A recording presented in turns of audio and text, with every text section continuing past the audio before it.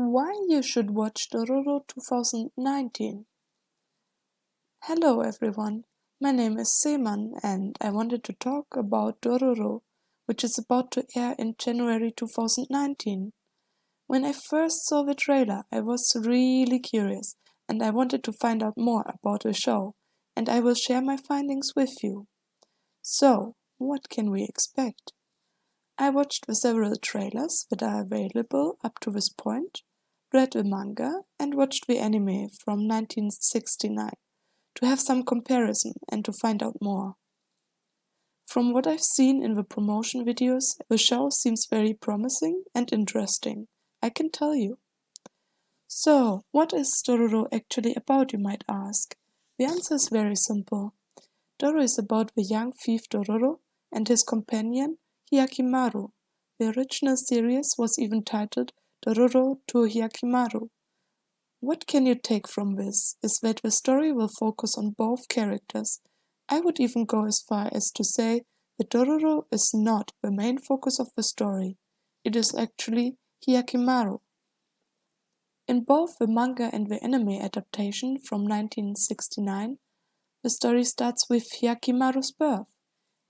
He travels to find 48 demons that took parts of his body. Dororo doesn't really have a goal apart from traveling with Hyakimaru and eventually getting his hands on Hyakimaru's swords. This is basically Hyakimaru's journey. That's at least what I took from taking a closer look at the source material. I don't want to tell you too much about the plot and spoiler you.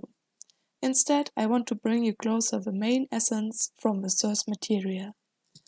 At the beginning, Hyakimaru is abandoned and he is raised by someone else. He knows that he was abandoned for his appearance and that others consider him a monster. He knows he is blind and that his body is not like that of others. But he develops. He changes once he meets people on his journey. He learns that not everyone rejects him, and he learns to let go of his fears. Furthermore, he opens up himself to others. In many ways, his development reminds me of that of our Boku no Hero Academia all-time favorite Midoriya. But maybe, unlike Midoriya, he doesn't get crushed by reality as much and is more aware that he's not like the other people to begin with. I'm really curious what the creators of the remake will make of the source material. What I could see already is that the 2019 version is way more graphic and that it takes a different stance than the 1969 anime. While Hyakimaru in the original anime has a bulgy, muscular appearance, he appears shonen in the remake. This is also more faithful to the depiction of Hyakimaru in the manga though. In the manga he is only 14 years old, not a grown man, and his features are also rather soft. Furthermore, in the remake his arms and legs don't look like real ones, but like that of a puppet. In the manga and the 1969 anime, people are shocked to find out Hyakimaru's arms and legs are fake. This will be left out in the 2019 version.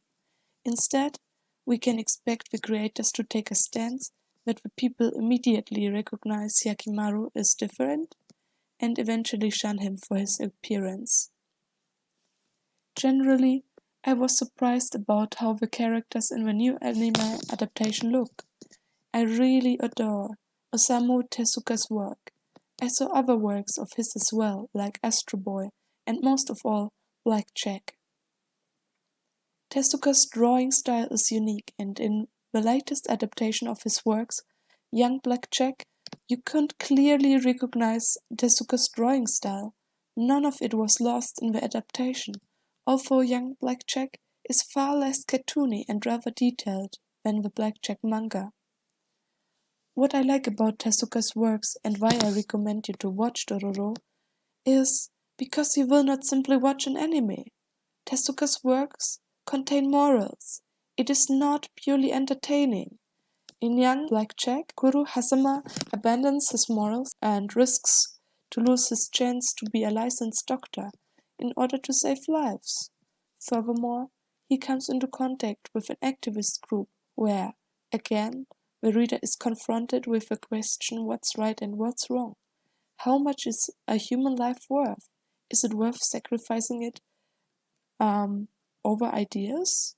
Also, Hasama is, just like Hyakimaru, someone that gets judged by his appearance and who has visible scars on his body. Also, due to his injuries from the past, people question his abilities. The same goes for other characters in Blackjack that lost arms and legs. I don't want to go too much into detail here as well, but if you want me to do a thorough analysis in the future, let me know in the comments below. I can tell you guys, I'm looking forward to watching Dororo, no matter what the final product turns out to be like.